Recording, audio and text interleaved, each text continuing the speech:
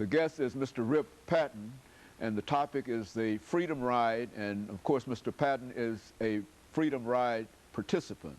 As a Freedom Rider, Mr. Patton, let's give our audience some idea in terms of what you were trying to achieve and the obstacles that segregation had already dealt in reference to what you wanted to do. Okay, as you know, in that time, everything was separate. For example, if you're a Nashvilleian, you know that when you went downtown to shop, you had separate restrooms, separate water fountains. You could not eat in the facilities that they had in the 5 and dime stores. Well, they had the same thing in the bus terminals, Trailway and Greyhound.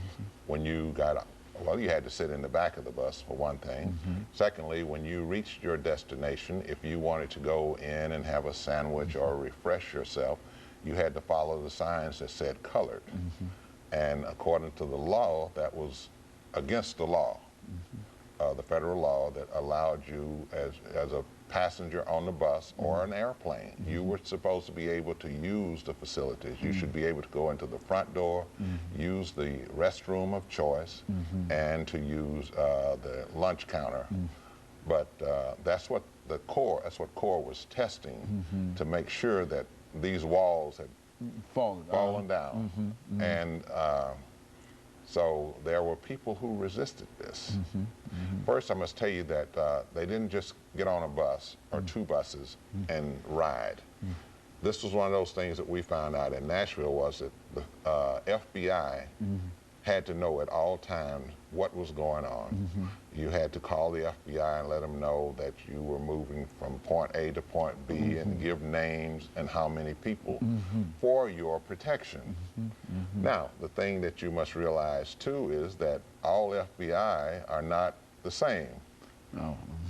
So as you get deeper and deeper into the South, that FBI might be a Ku Klux Klan person, or he might know somebody, or his feelings might be he might be a staunch segregationist. And so when we told the FBI, when Nashville got into the Freedom Ride, as I stated earlier, Jim Farmer asked Diane Nash not to send anyone else. Let's stop it right here. It's too dangerous. She said to him that if you let the bully know that he has bullied you and scared you into stopping, we'll never get anywhere. So Nashville is going to continue this Freedom Ride. So one of the problems that we had as students was trying to raise the money. And so we went to SCLC to raise money to send 10 people on the Freedom Ride, to continue that Freedom Ride. We met at First Baptist, and I don't know how many hours we talked back and forth about why we should go. Of course, the adults said it was too dangerous. You've seen what happened in Anderson and Birmingham. Why do you want to do this? Well, finally they gave in and wrote us a check.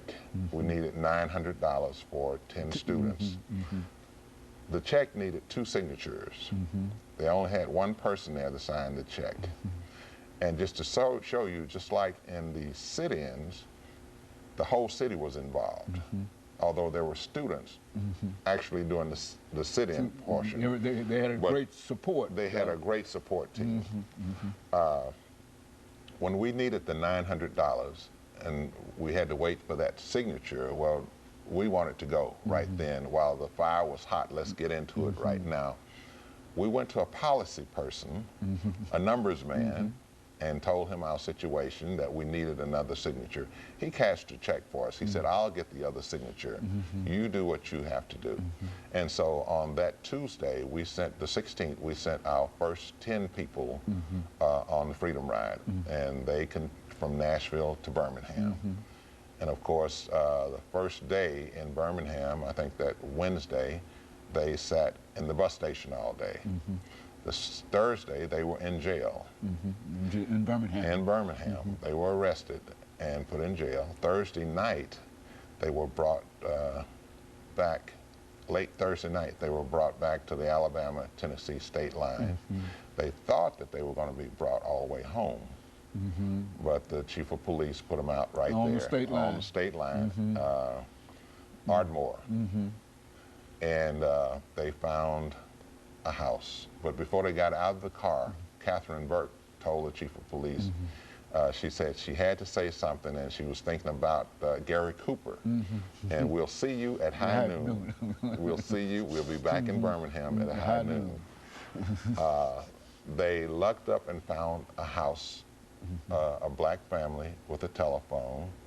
The man of the house didn't want to let them in, but Catherine said, if you talk loud enough so that the woman of the house can hear you, you are sure to get in. And so they did, and she told her husband to go and to several stores, not just one, but to several stores, and get some food for them, breakfast food. One of the things that we've talked about, some of us, is that we would like to go back to that place and find, if not that couple, a family member or someone who knows what happened that night. That's one of our projects. We're going to do that, trying to do it before June of this year, to go back and find somebody that knows something about what happened that night. That's a very important night in history. Now, that same night, Leo Lillard, I was in the office. Our office was on Jefferson Street between 18th and 21st. Leo Lillard and I were in the office. We got the call from Bill Harbor where they were, and of course we didn't have interstates. So he borrowed a station wagon, and we just found out last week that it was a station wagon, and whose station wagon it was. Just to show you that he didn't remember, because you are wrapped up. This is a spiritual thing. First of all, you have to know that this is a spirit. This whole movement is a spiritual thing. And he was so wrapped up in what he was doing that he forgot whose car he had to borrow. And it was just last week that we found out he was in a state. All this time he thought he was in a car. He had borrowed a station wagon and went down and picked them up. Took all the back roads. I think we said he went down through Shelbyville and that way, and then took the back roads back into Birmingham. And so high noon, Friday morning, they were back in Birmingham. They were at the bus station. Very good. And of course, let us make preparations for this second commercial break here, Mr. Patton, and after we'll come back and give you an opportunity to continue this discussion. And of course, we'll be back with our audience following this very, very short commercial break.